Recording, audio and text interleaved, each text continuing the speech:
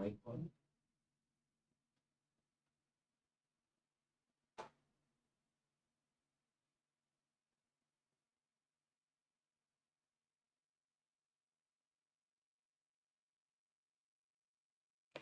Good day, grade 12 learners.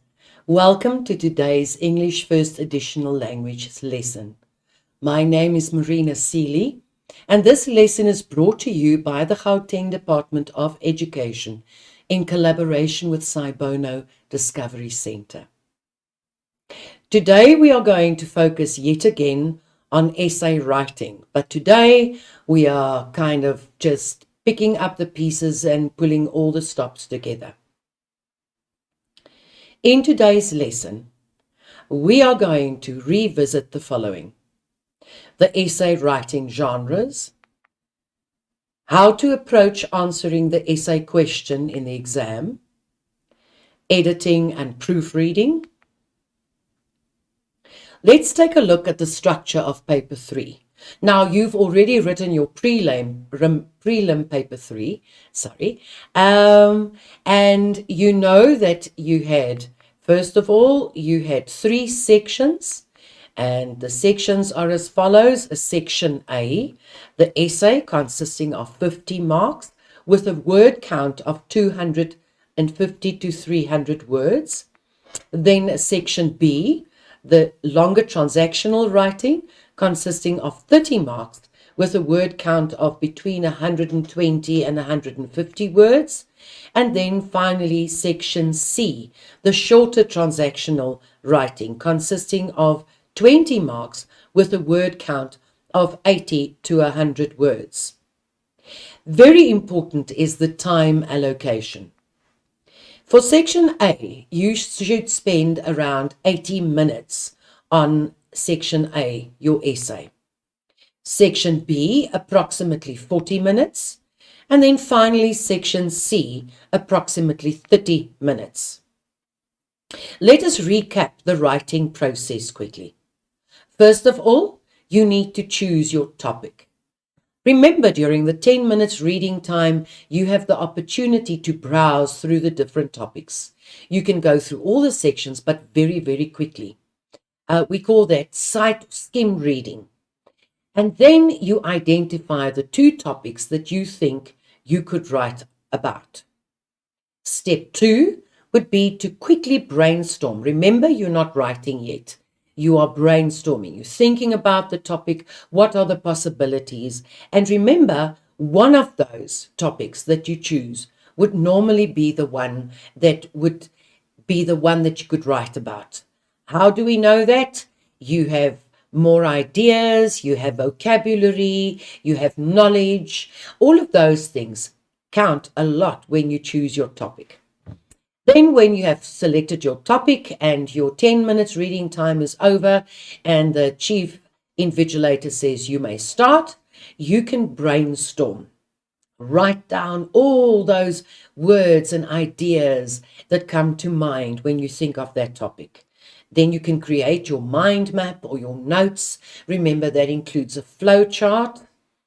Then step 3 is to write your draft. We call that a first draft, but actually it's just the only draft. In your draft, you try to put all your ideas that you put together in the mind map and you create your essay. Step 4, very, very important step in the writing process, is proofreading and editing. When we proofread, just a quick reminder, that is when you look at your sentences and your ideas and you make sure that they make sense. Editing is to find any errors that you might have made. Remember to draw 1 line through the error and on top write the correct answer or the one that you corrected. Remember that corrections are all done in pen, never in pencil. And then finally, you write your final. Remember, you don't write a final draft. A draft is just a test. So step 5 would be your final. Right, let's take a look at the essay again. What is the purpose of an essay? It is a piece of writing in which the writer expresses his or her point of view on the topic given, or narrates or tells a story based on experiences, personal or the experience of others. It should have an introduction, a body, and a conclusion. A brief explanation of each follows. The introduction should catch the reader's attention. It must be striking and entice the reader to continue reading. The body comprises the full content of the essay. In other words, everything that you want to share in your essay, that is what we call the body. The body must be divided into paragraphs, each of which must have a main idea with supporting details. And then we get to the conclusion. Very, very important. Sometimes we are so busy with the introduction and the content that we don't spend too much time on the conclusion. I want to refer you back to the first lesson when I spoke about the sandwich. Remember that the 2 slices of bread should be equal. Otherwise, all the yummy details will just fall apart. The conclusion rounds off the essay. It should effectively tie up all that was presented by the writer in the paragraphs. Just a quick recap: the introduction, the body, the conclusion. In the introduction, you should capture the reader's attention so that the reader will want to continue reading. The body is the meat of the essay, at least 3 paragraphs. But remember, it all depends on all your ideas.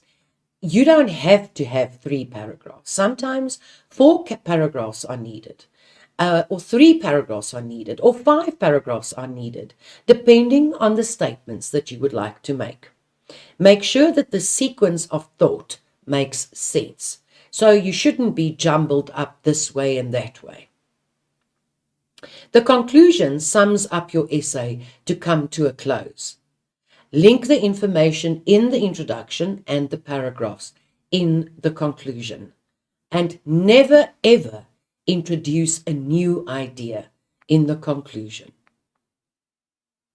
Let's take a quick look at the essay writing genres. The very obvious first one, I think this is the first type of essay that you've ever written in your life, is a narrative one.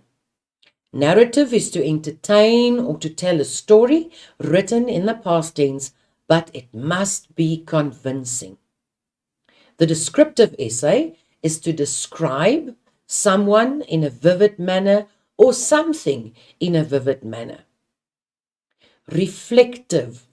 What happens when you see a reflection? That is when you look in the mirror, so you see yourself. Now, reflective means to give an emotional reaction and feeling on a specific matter, whether it's personal, expressing feelings of sincerity. The next one is the argumentative essay.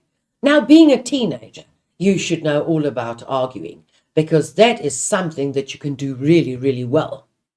But an argumentative essay, you argue a case for one side of a point to convince your reader of your opinion.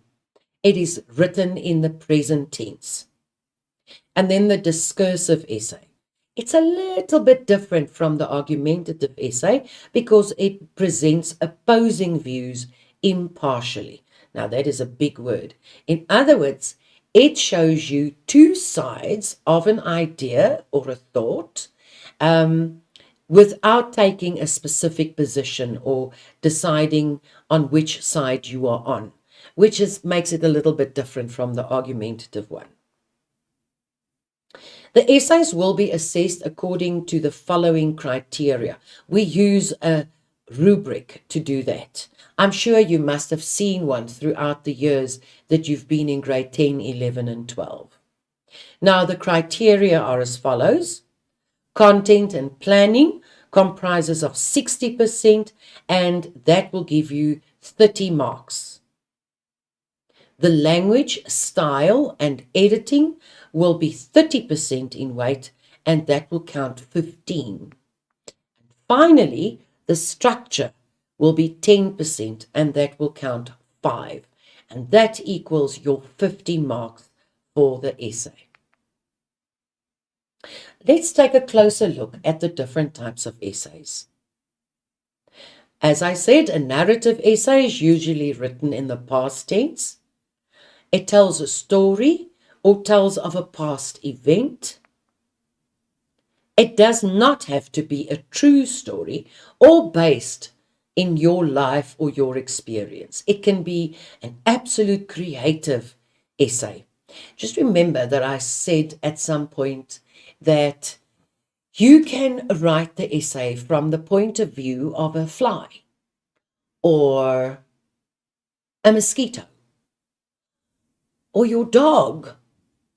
That could make for interesting creative writing. Very, very important is that the storyline must be convincing. In other words, when your reader reads this, they should know exactly where you are going, but with a few twists and turns. Strong characters, a good plot, remember some dramatic action, a climax, and then a good conclusion. The introduction should be captivating. Remember, you would like the reader to read on. And if it's boring right off the bat, I wouldn't want to read on. Ensure that the ending is either satisfying and they lived happily ever after. Confusing. Who would know what the next day would bring? But never predictable. Ensure that the essay has a strong descriptive element. Remember, you have to create pictures for your reader. They want to know what the main characters look like and where they are and what they are wearing. Let's take a quick look at the structure of the narrative essay. First of all, the hook, a situation to stir interest immediately. You must catch them and they would want to read on. The exposition, that is the introduction to the story, including the primary characters' names and the background. In other words, the setting. And what is a good story without conflict? A situation preventing success. The rising action would refer to all the events leading to the climax, and this creates suspense. We also call that the dramatic action. So there should be conflict, inner conflict, conflict between characters, conflict with the situation. There are so many options that you can choose from, and they must be strong because you need to keep the reader interested. A flashback would help at this point. A flashback would refer to a past event, something that happened that was quite a bit the same as the current situation. The climax would refer to the most exciting point of the story, creating the turning point in the plot. I love to tell my students to think of a rubber band that you can roll and roll and roll or wind up until a point where it no longer wants to wind, and then you know it's going to break. That is your climax. The falling action is when the tension is released or relieved after the climax and the story moves towards the conclusion. The resolution is exactly what it says. That is the outcome of the story, and it is how things end up or turn out for the characters. An example of how a narrative story may be introduced is as follows. Let's take a look at the topic, I will never forget what my neighbor did. Now, very important is when you look at this topic, obviously you have to highlight the key words. The first thing that I highlighted was I, and that would mean that you will write the story in the first person. The next thing is never forget. In other words, this event will have a huge impact on the narrator. And then finally, what my neighbor did. So the neighbor is involved. And you must think for yourself, is this going to be a positive thing or a negative thing? Because that is going to determine where you are going to go with the story. I took the liberty of writing an introduction to my narrative story with the topic, I will never forget what my neighbor did. My mom opened the cupboard a second time. I watched her face. There was despair there. It had become a normal expression on her face. My heart ached for her. A knock at the door drew my attention from the sadness in her eyes. Hoek, what makes the mother sad? Who is knocking at the door? Can you see that there already you create the option for suspense? Exposition. Now, the exposition, remember, is all about the characters, the situation, the where, the when, the who, and also the problem. So you will introduce the narrator, the mother, the neighbor. You will introduce the problem. In this case, there was no food in the cupboard. The conflict. Mother does not want to let the neighbor know about her need. The rising action would be that she pretends that all is well. She's extremely proud. But the neighbor is not convinced. In the flashback, you might have the neighbor reminding mother of the time that she had helped her and that things turned out really well. The climax would be when mother breaks down and shares her fear and heartache with the neighbor. The falling action would be that mother accepts the help from the neighbor and they go to the shop to buy whatever they need. The resolution, the neighbor helps mother. Mother realizes that community means helping one another. Let's take a look at the checklist. Is your introduction attention grabbing? Did you write in the past tense? Have you maintained the reader's attention throughout the essay? Have you made use of sensory aspects such as sight, sound, taste, smell, and touch? Have you included strong descriptive details? If you could say yes to all of those, then chances are you will have quite a good mark for your narrative essay. The second essay we will be looking at would be the descriptive one. Now, a descriptive essay describes a person, a memory, a situation, a place, an experience, or even any object. A description is often used more to create atmosphere and mood. You could use figures of speech and descriptives like adjectives and adverbs to create a powerful image of what you are describing. But remember, less is more. So keep that in moderation. Sometimes we describe things to death and then they become so sugary, it is actually disgusting to read. So let's take that into account when we choose our words. You create a picture in words using adjectives. And I included a cute little graph there. Sight, smell, taste, sound, and touch. Remember that you are painting a picture for the reader, and it must be clear. But rather than just describe, you need to almost put the reader in the position of the narrator. So they should actually feel that they are experiencing what you are describing.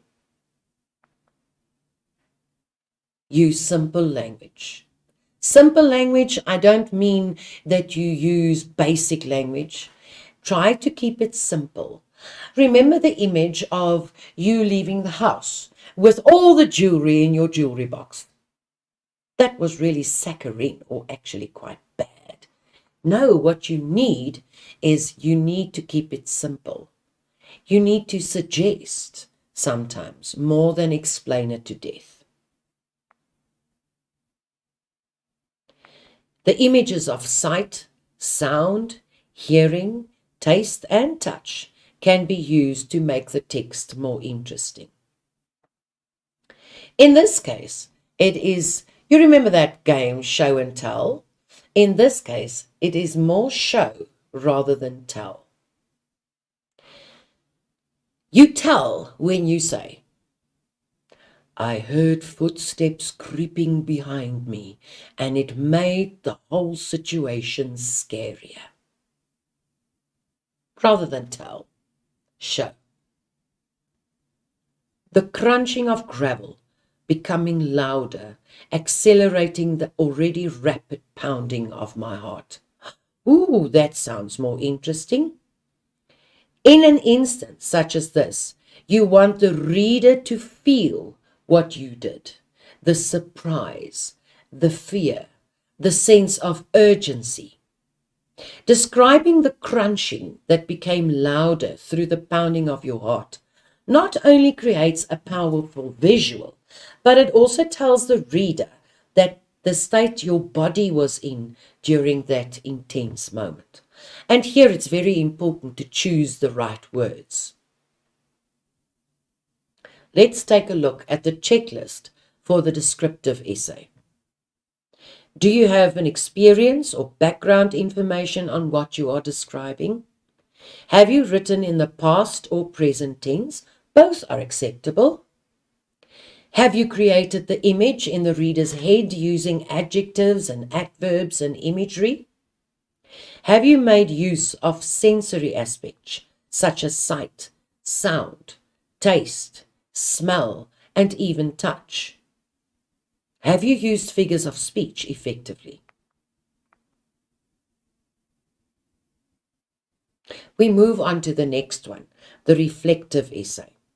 Now, reflective essays present the writer's views, ideas, thoughts, and feelings on a topic, usually about a past they feel strongly about. In other words, you do a little introspection. You think about an event and how it affected you, and perhaps what you have learned from it. It tends to be personal and subjective. Remember, we've got those two words, objective and subjective. Objective would be when you look at something from the outside. So you can walk around an object and you can describe it without becoming involved emotionally or describing it in an emotional way. Subjective would mean that you look at it from the inside out. So you look out and you describe how it affects you. The ideas, thoughts, or feelings expressed should reveal sincerity and personal involvement. The writer could, for example, reflect on hopes and dreams. Remember, write about what you know, have experienced, or what you have observed. It's very difficult to write about something that you have no experience of. When you describe something, it is obviously more sincere when it comes from the inside. And remember that you would have more vocabulary to use. Include your thoughts, feelings, and reflections. And here already, dear grade 12, you have 3 different paragraphs: thoughts, feelings, reflections. Just saying. Use interesting words, figurative language that recreate feelings and experiences of yourself. You may use the flashback technique. Now let's quickly talk about that. Your essay begins in the present tense, makes reference to events or experiences written in the past tense, and then you return to the present tense. Many movies are made like that, where you are a grown-up, you act in a certain way, and it takes you back to an event that happened during your childhood. And you'll describe what happened during your childhood, and then you would show how it has influenced you to become the person that you are today. That would be a flashback. An example of an introductory paragraph for a reflective essay. The topic is the moment of truth. Everyone has that one moment which changes one's life. A moment that you wish had never happened. A moment that you cannot avoid or escape. The moment of truth. Let's check whether you have done the right thing. Reflective comes from the word reflect. And remember, where's the best reflection? In the mirror. As a verb, reflect means to think deeply or carefully about something. Other synonyms could be consider, study, contemplate, dwell on. That's just when you revisit. Reflect also suggests unhurried consideration of something recalled to the mind. In other words, you spend time there. As an adjective, the word reflective means to be deeply or seriously thoughtful, contemplative. When you contemplate, have you ever seen somebody thinking, sitting like this and thinking? That is when you contemplate. You're mulling thoughts and ideas in your mind. Meditative, when you meditate on something. To be pensive, that is when you stare into the deep divide and you're thinking very deeply. To be broody. Broody has a weird kind of connotation. That is when you think about something and you keep turning it over in your mind. All of these would be part of reflection. Thus, reflective writing is jotting down your response to experiences, opinions, events, or other information, and discussing your response to thoughts and feelings, to explore your learning, and then also leaves you with an opportunity to gain self-knowledge. As previously mentioned, we always like to argue. Humanity is just like that. So in the argumentative essay, the writer has a specific opinion or viewpoint and argues to defend or motivate his or her position. In an argumentative essay, the writer has a specific opinion or viewpoint and argues to defend or motivate his or her position. This is a subjective essay, remember? Subjective, objective, subjective, in which the writer tries to convince or persuade the reader to share his or her point of view. The writer's opinion about the topic must be clear throughout the essay with evidence provided. So here you can't sit on the wire. You have to take a stand for or against. It lists and explains the reasons for the choice made. So you have to be clear on that. So during your mind mapping process, you should be very clear on what elements you would like to discuss with regards to the topic. You write in the present tense. You must begin your essay by stating your opinion, point of view on the topic in your introduction. But I would suggest that you don't start your essay with something like, I agree with the topic, or I disagree with the topic. That is just so boring. I would suggest that you think about a statement that would perhaps shock the reader, make the hair stand on end, describe something, a scene, or a person, or an event that would explain where you put yourself in terms of point of view. Remember, you must be a little secretive and surprising. Use persuasive language to convince the reader to see your point of view. Include facts, stats. Stats. That's the difficult word, statistics. Right, in other words, you must crunch the numbers and you must show your reader that you know what you are talking about. Just an aside, the reader will most probably not know whether those stats are perfectly correct. So you can fudge some here and there, just as long as you keep within range. Examples. Obviously, if you have an opinion, you must give a reason why. And that would be your opinion or examples. And then personal experiences. So you can refer to an experience that you've had to prove your point. When ending the essay, use a strong conclusion that clearly and convincingly states your opinion. Remember what I said, you never introduce a new idea in the conclusion. You may repeat the same idea given in the introduction, but it must be written in a different way. Let's take a look at the checklist. Have you expressed your view in an original manner? Have you validated your view with reasons that prove it? Have you written in the present tense and used linking words such as however, furthermore? Did you make use of emotive language, but not in a rude manner?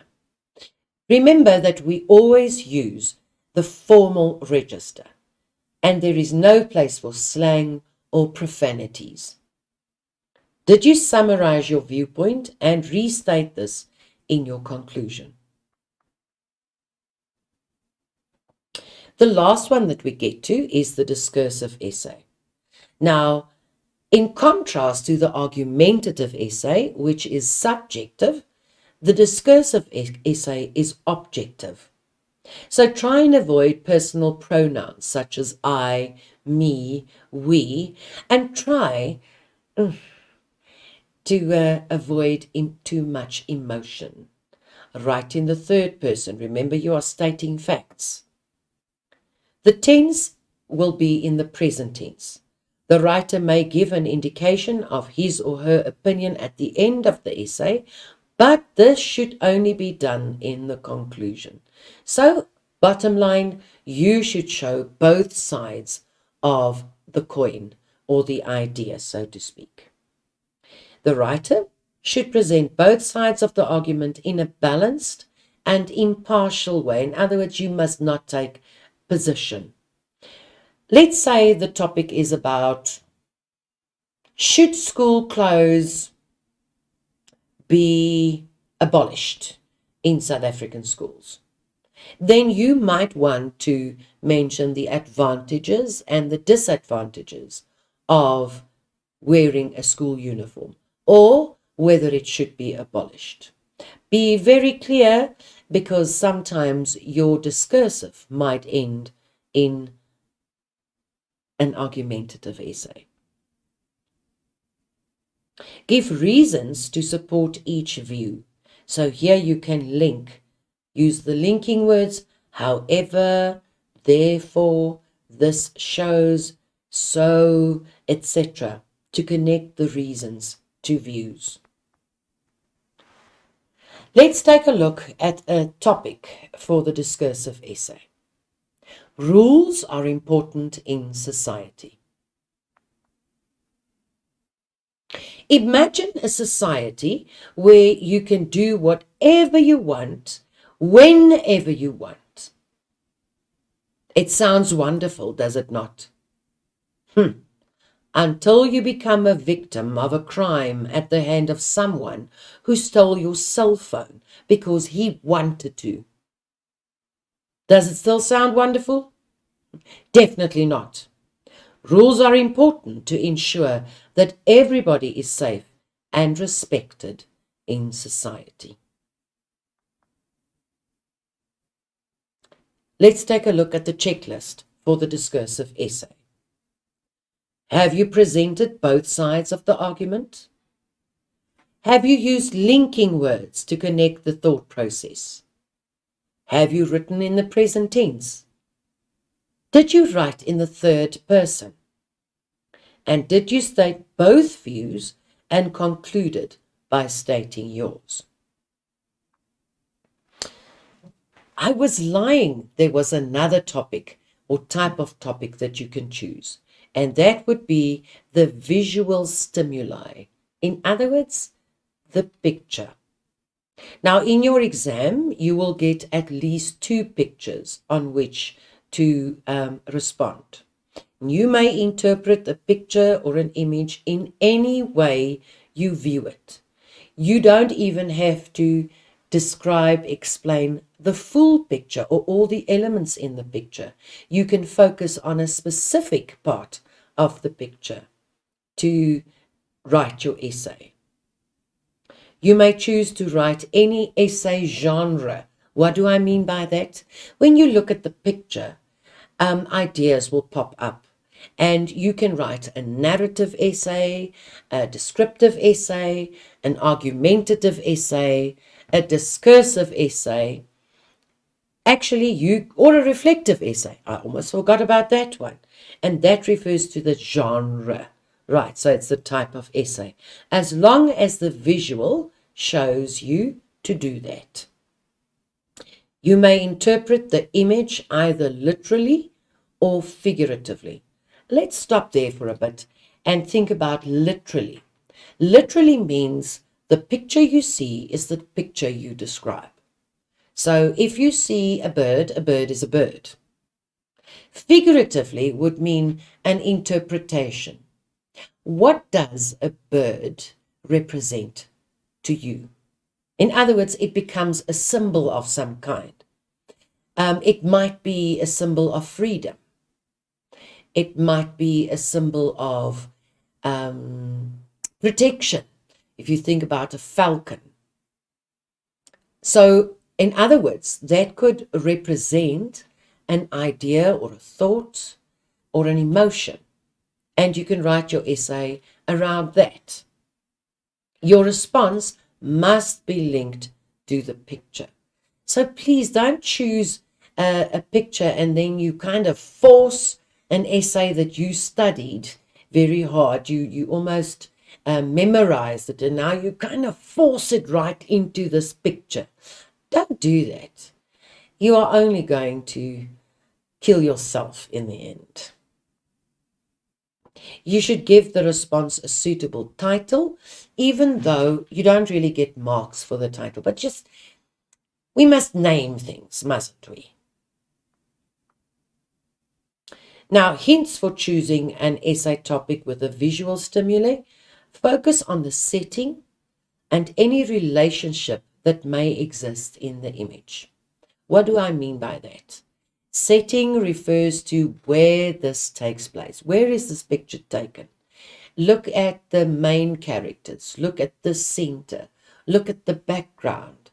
All the little elements will give you tips on what is being referred to here. If you look at the picture and there are characters in there, in other words, people, look at their body language, their facial expression. Are they turned to one another, or does the one have his back to the other? Is there a distance between them? Look at the figure walking on the beach, for example. He's all on his own. That will give you a good indication of his emotional state, and that might lead you to write a brilliant essay. More importantly, Avoid scripting pre-prepared responses. Remember what I told you? Don't memorize an essay that you thought was really good, or you read it somewhere, or you kind of pinched it from a friend of yours because they're good at writing. You memorize it, and then you kind of force it right into the topic. Be creative and attract the attention of the reader. Do not be a copy, be an original. Finally, keep it short and simple. Yes, you thought KISS stands for KISS. No, KISS is keep it short and simple. Let's take a look at an example of a picture. I'm going to ask you to now look at this picture for a while. Shall I give you 5 minutes? And then you can actually look at possibilities. What do you see? What is the background? What happens with the main item or character or object? And then try and work out, do a mind map or a flow chart or notes on what you see. Shall we have 5 minutes starting now?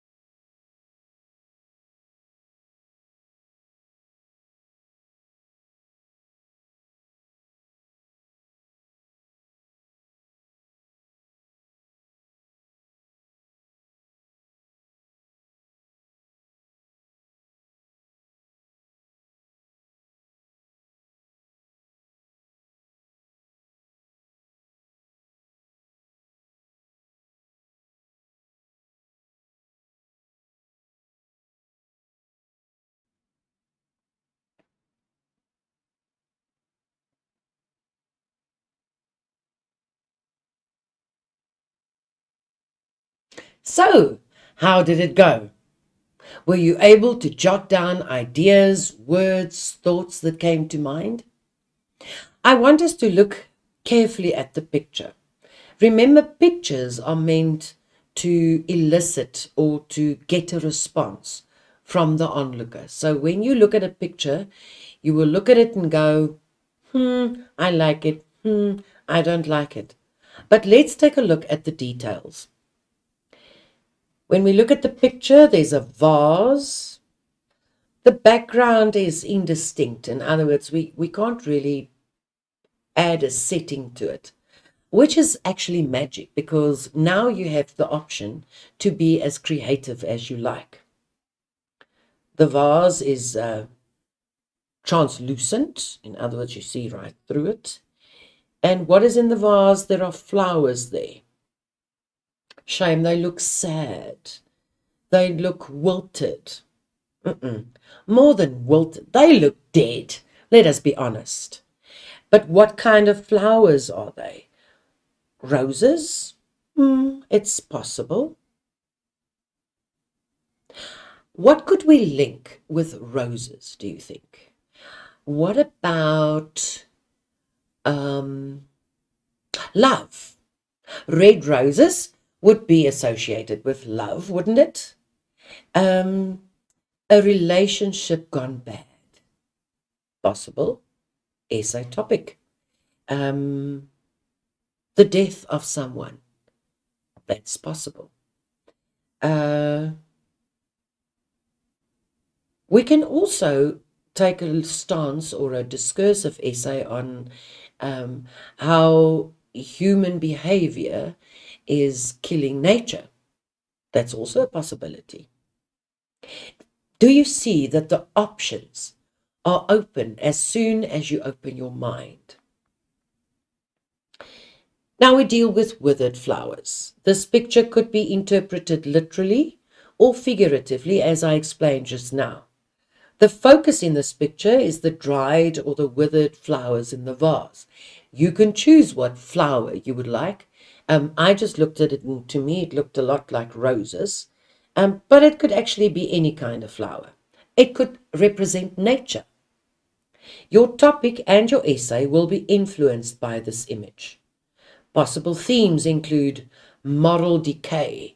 In other words, the fact that society has forgotten humanity and they are so focused on stepping on others to get to success. That's moral decay. Our rules and regulations are no longer as important as it used to be in the past. Degeneration, that's a really big word. It also means breaking down, degeneration. Death, you could write an essay, a narrative essay on the death of a loved one. You can have a flashback. You can write from the day the person died or the day of the funeral. You could look back on someone that you admired that passed away. Loss.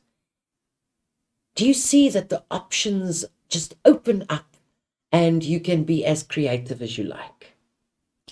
Fallibility, in other words, the ability to fail, the fact that we will not always be successful, the fragility of human life. Fragile means something that is breakable, almost like the vase in the picture. It is made of thin glass that you see through, and it really, really is very thin. It means that it's breakable. In the same way, humans are breakable. Their spirits are breakable. There's another option to write about. The breakdown in relationships, as I mentioned, love gone wrong, love lost, or environmental issues. There's your argumentative essay or discursive essay. We have just included all the different genres of essays in one simple picture. And if I can give you a little hint, usually the response to pictures get the greatest marks, because you have that visual image that just kind of sparks all the ideas, and you can write whatever you like. Let's take a look at things that you should be doing. When you get your paper, remember you will have 10 minutes reading time, and during those 10 minutes, you scour through the essay topics and the transactional topics in sections B and C. Our focus on section A would be the 6 or the 7 topics, 6 topics including the pictures. You read through every topic, make sure that you know the words. That is extremely important. If there is even one word that you don't understand, then chances are that you will be misinterpreting the topic, and then your marks go down the drain. Remember, content counts for 60% of your essay mark.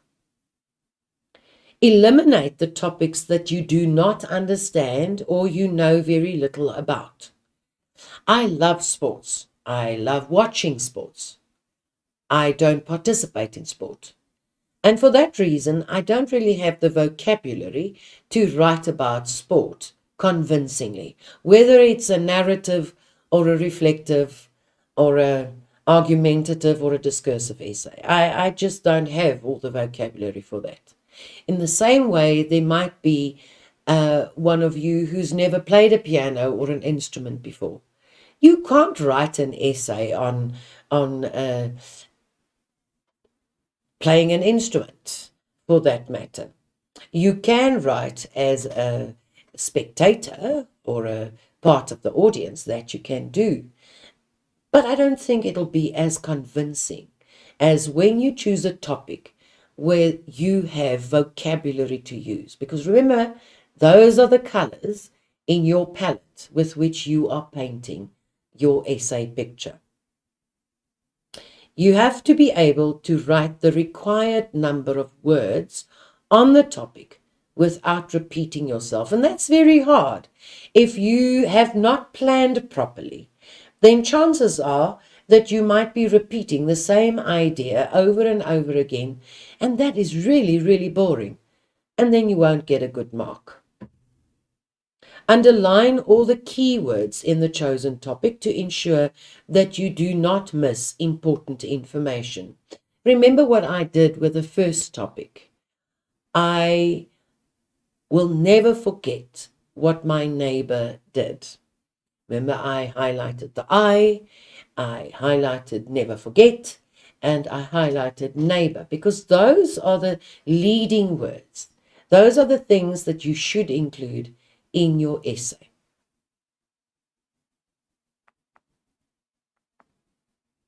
A simple approach would be: choose a topic that you fully understand.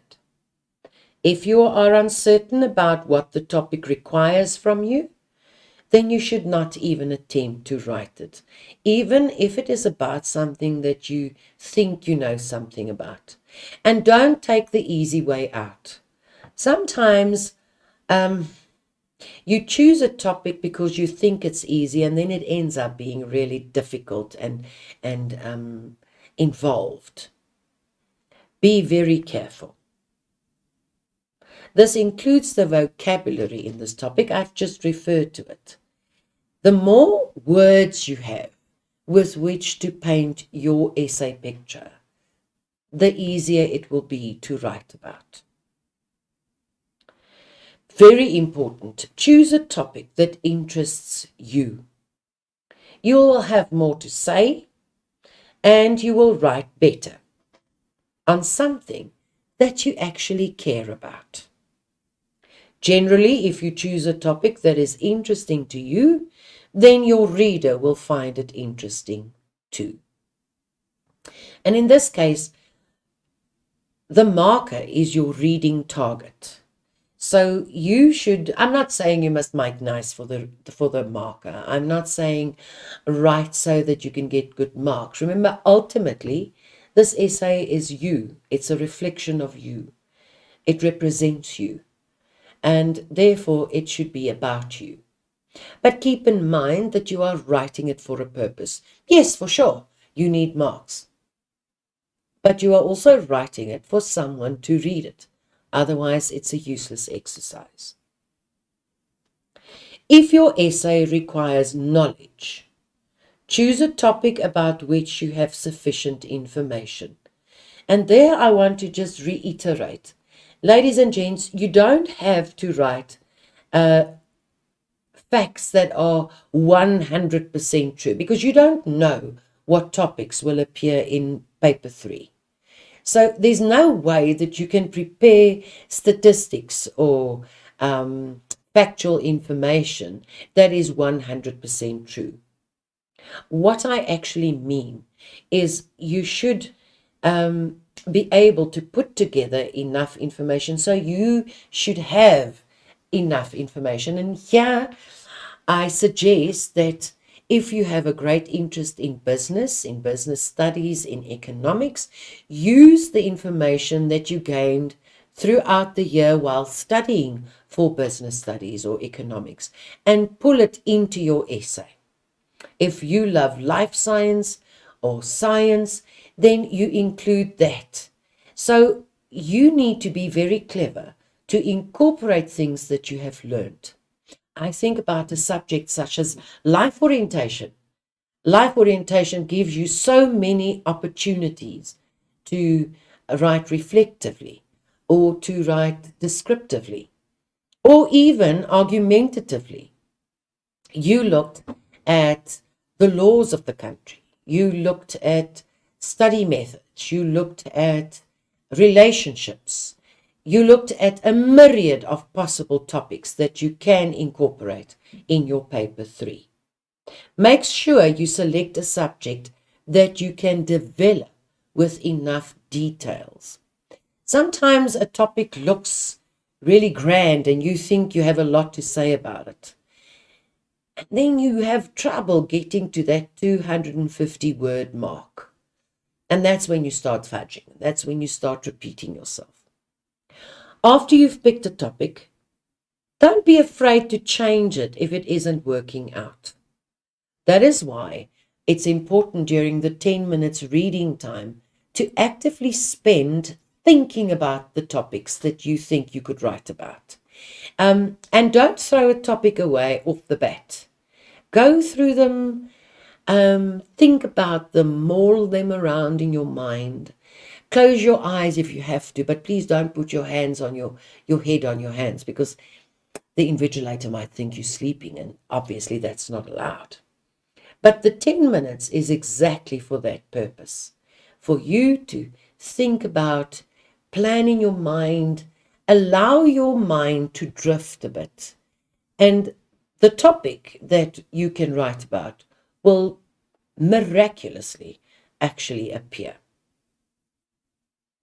Teachers or markers would rather you write a good essay than sticking to a topic that was a poor choice.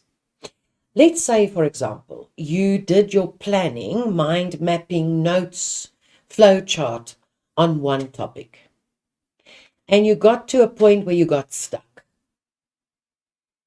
Now you're not exactly sure. Draw a line through it. There is still time. Do not force something that can't be forced. Right, rather change your topic. And that's why I normally suggest that you look at 2 possible topics to write on. Because if one topic gets you to a wall, then most certainly the other topic will open the door to your creative mind. Use fresh and original images and descriptive words. Avoid using inflated vocabulary. I would like to stop there for a minute. Remember when you say the gorgeous, beautiful, unbelievably stunning girl. There are 4 descriptive words describing that poor girl. Shame, she's carrying very heavily. What you should do is choose the one word that best describes her. The stunning girl.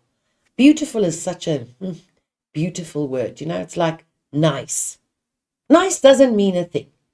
Nice is just nice, but it doesn't say anything. To an extent, the word beautiful as well. Gorgeous. Now, you can imagine gorgeous. That kind of inflates it already. The stunning girl. Why is she stunning? It just kind of creates a picture. That picture just pops up in the reader's mind. But try to not use them too often. And if you don't really understand a word 100%, I would suggest that you actually let it go. The marker is not impressed by highfalutin words. They are impressed by a good storyline, by a good development of thoughts and ideas. And that is what you should actually achieve. You want to give the reader a good 10 minutes reading pleasure. Avoid using inflated vocabulary. In other words, it may seem forced and it won't fit the context of the topic. You won't know how many times we read an essay and the candidate has used a really impressive word, but you don't understand what he's trying to say. So it obscures the meaning of what the writer is trying to do. And that is such a waste of time. Let's take a look at a couple of things to remember. Keep as close to the number of words as possible. Now, just reflect back. In your essay, you have to write 250 to 300 words. That is a good measure. Remember, if you write a couple less or a couple more, that is not the problem. The problem comes in when you write 400 words and more. Just a quick tip. Remember that the more you write, the more mistakes you make. And let that be your measure. Sometimes you are so focused on the number of words that you just want to write up to the minimum number of words. And then you count every word in every line, and then the margins are full of little numbers. Avoid that. Remember, it's still a thought process.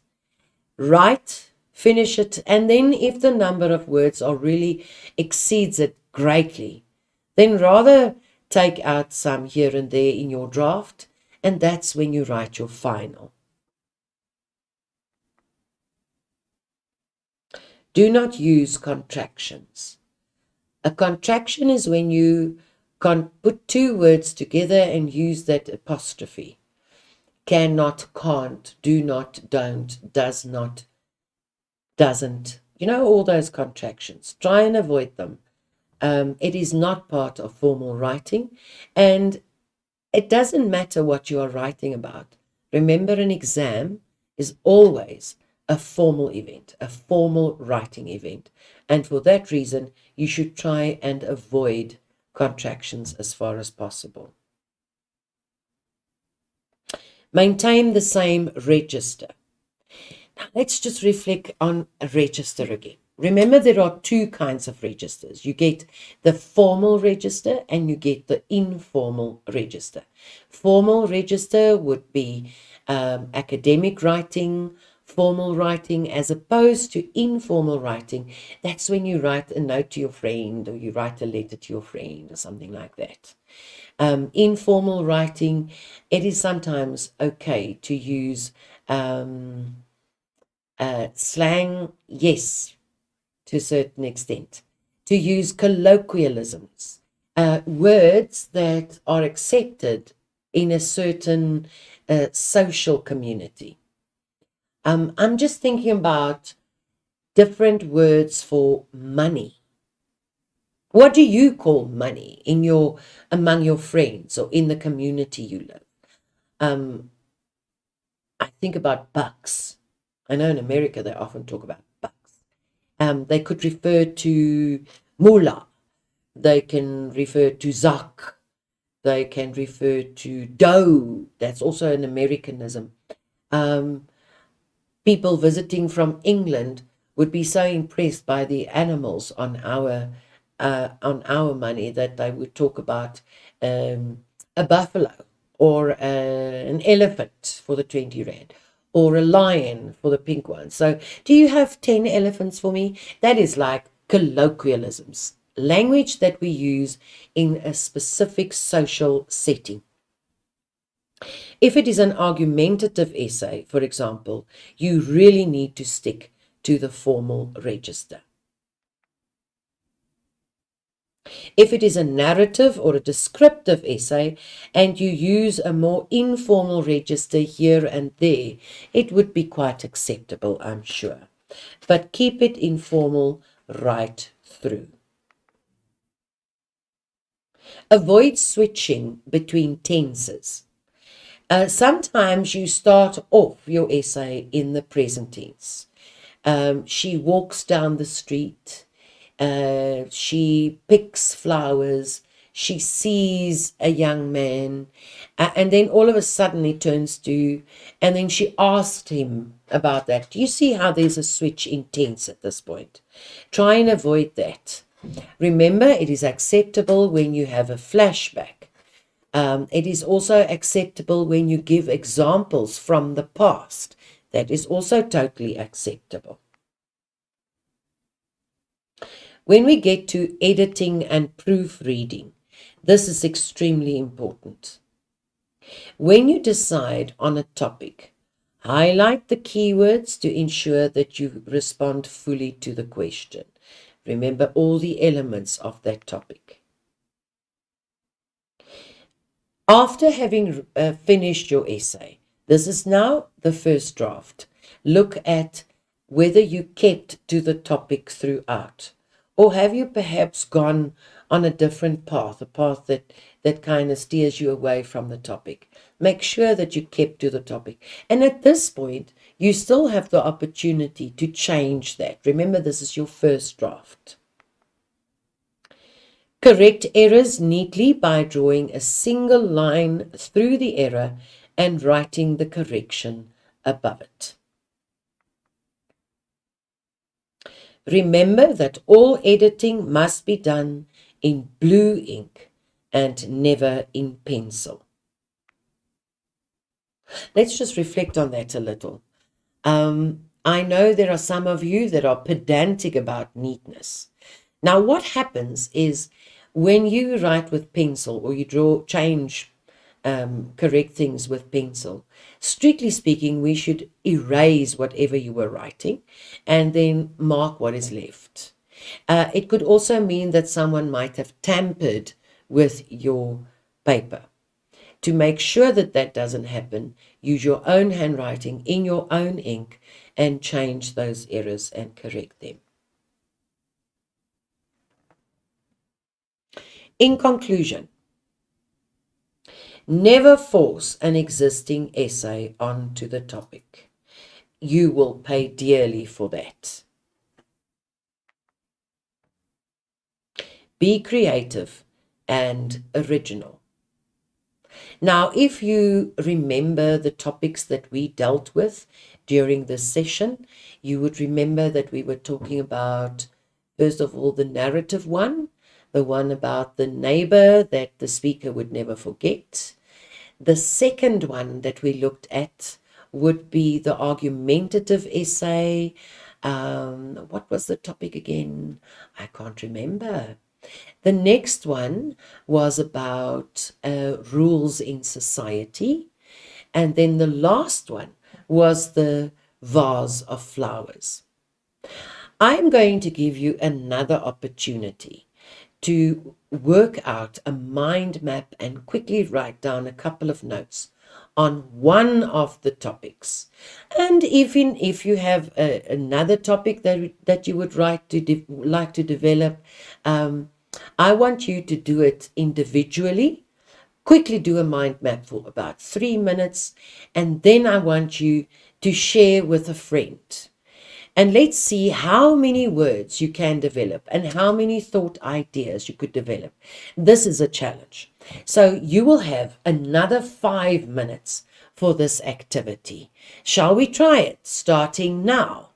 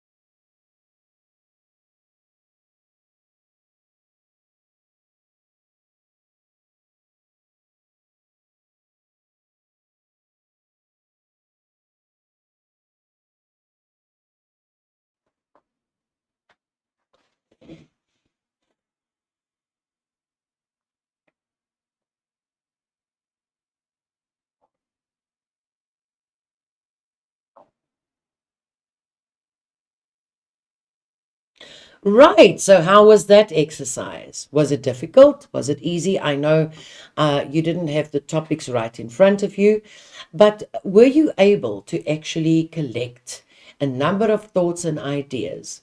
Did you surprise yourself? Have you actually shared some of those ideas with your friends? This platform is very good for you to mingle with a friend or two friends. You know, some people are better at writing, some are more creative than others in many different ways. Use your friends' ideas to build on your own.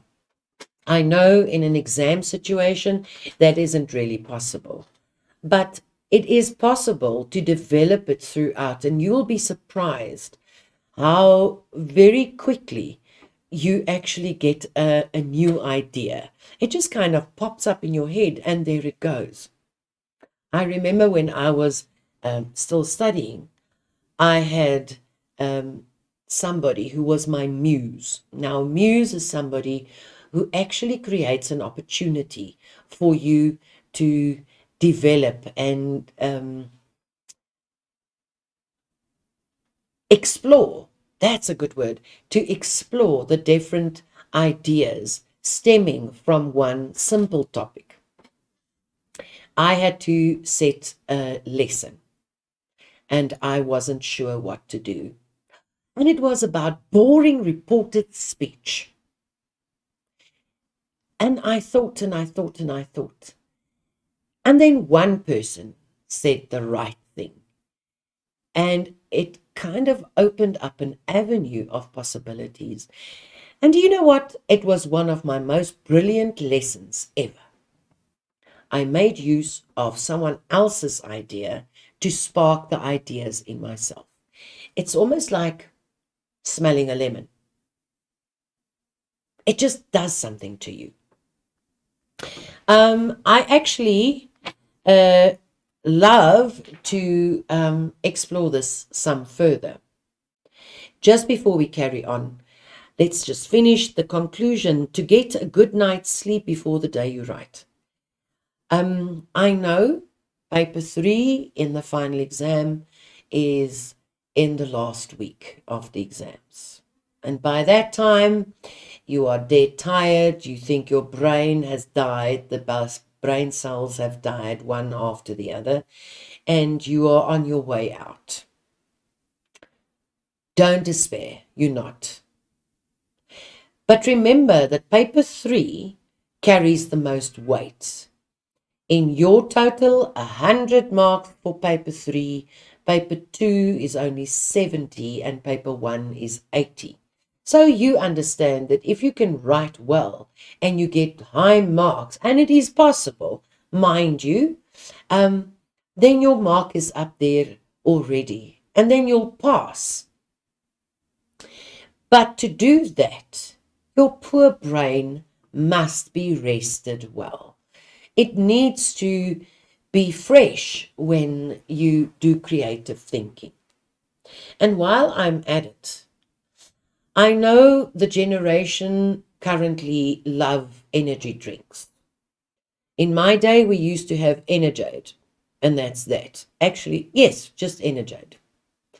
These days, there's Dragon, there's Switch, there's all these wonderful, wonderful energy drinks.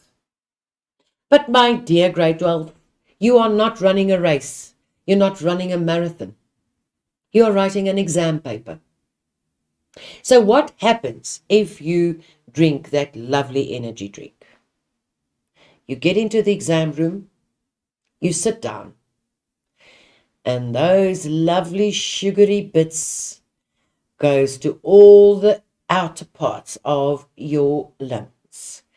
And all of a sudden you can't sit quietly and you can't keep quiet. And your poor brain is trying to kind of control your body because it has so much energy. It spends so much time trying to get your body to keep quiet that it doesn't have enough energy to open up the avenues to your information, to your creativity. And that's why you get a brain fog. That's when you get a, I struck a blank kind of thing. Don't allow that to happen. Avoid them at all costs. The best thing to drink would be water. Your brain needs enough water to function properly. So have enough water. Remember, you're not allowed to take water into the exam room. And do not have too much water just before you write, because you will have to sit down for an hour. But your preparation is extremely important. So the night before, get a good night's sleep, no partying. Alcohol is really not good for you. And so is staying up too late, playing video games, PlayStation, Xbox, whatever, watching the series. That is not acceptable. You need to have a good night's sleep. I can't emphasize enough that this is a process that's all about you. I know sometimes you get irritated and you get frustrated and you are tired, and by the time you're writing paper 3, you've just had enough. Anyway, you are forced to write paper 3. You're not a good writer. You don't have good vocabulary. You've never done well. There are 20 million reasons for you not to like paper 3, and specifically the essay. But there are 20 million reasons why a reader would like to read what you are thinking.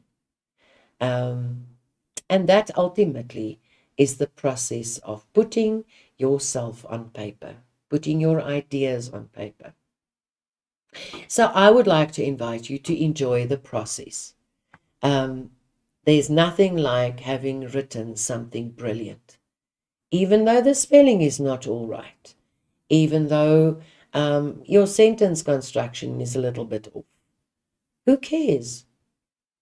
Content's extremely important. Say what you would like to say. And I've got a couple of people on the line who actually said what they wanted to say. So I had a question from a learner, and he or she asks about how do you go about writing an argumentative essay. Now, remember, when we reflect on an argumentative essay, it is a specific point of view that you take on a topic. Let's say the topic is, let's keep it simple, school uniforms. You hate school uniforms. So that would be your point of view. Think about reasons why school uniforms should not be worn anymore. Jot down main ideas why. And before you know it, you will have enough content to write your paragraphs. Then you look at statistics. You look at examples, private schools, their results. Are their results better or worse? Some of them are wearing civilian clothing. What is the effect of wearing school uniforms on discipline in schools? Let's be honest. Those are the things that you can look at. And that will help you to write your argumentative essay. Do you understand that? So, in an argumentative essay, your point of view is number one. Then write down the things that you feel very strongly about. Jot them down, note them down, and then you create your paragraphs from there. And after you've done that, you can start with your introduction. Your introduction should be strong.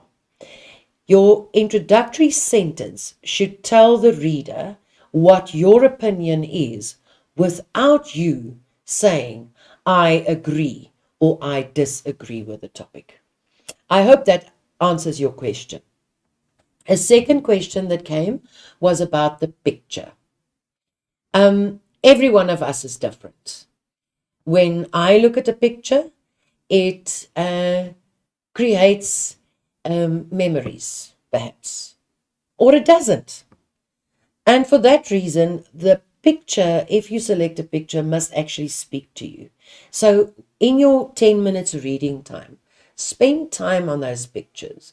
Look at it from different angles, different possibilities.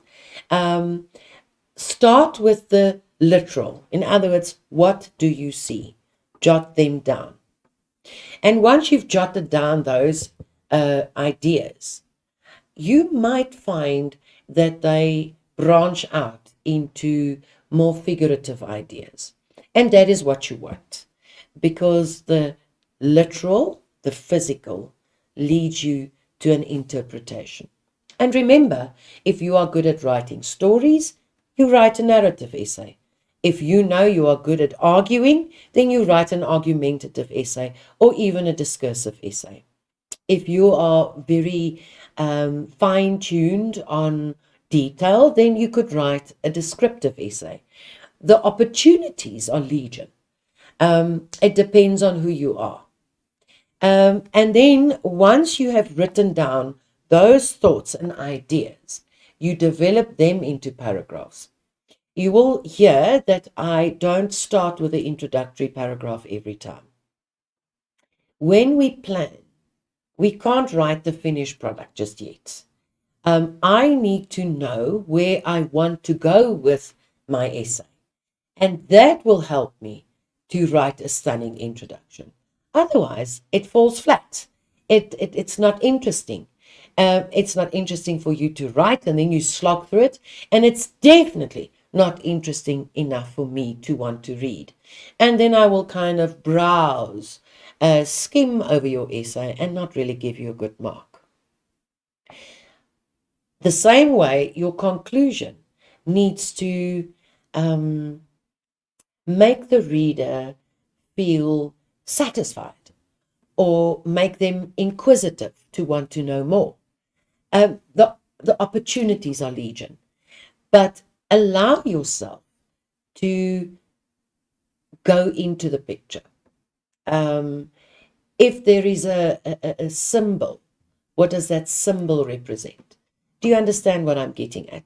Yet again, it all depends on the vocabulary that you have, the knowledge that you have. And I can't emphasize enough that English is the one subject, which is actually a language, that can be used to combine everything or some things that you've learned throughout the course of your matric year, even grade 11, grade 10. You can draw that into your essay if you like. Just enjoy it. You know more than you think you know. You have more vocabulary than you think you have. I do hope that you enjoy the process, because that is the magic of writing. As a marker, as a reader, I sure like to know what you are thinking about. I trust that this was a positive experience and that you are ready to tackle that paper 3. Remember that practice makes perfect.